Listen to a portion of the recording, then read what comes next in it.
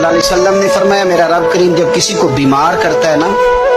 تو پھر اللہ فرشتوں کو بھیجتا ہے، فرماتا جب پتہ کر کے آؤ کسی سے میری شکایت تو نہیں کر رہا۔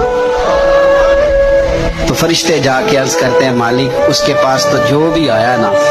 اس نے یہی کہا کہ الحمدللہ جس حال میں اللہ نے رکھا ہے میں راضی ہوں۔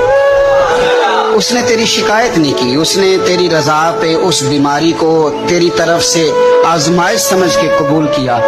میرے نبی کریم علیہ الصلوۃ والسلام فرمانے لگے، رب فرماتا ہے فرشتوں گواہ ہو جاؤ، اگر میں اسے اس بیماری سے شفا دوں گا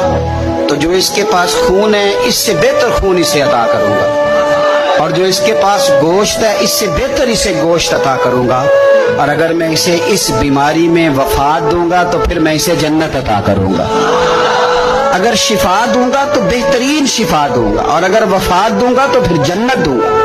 جب آپ حوصلے کے ساتھ چیزوں کو قبول کرتے،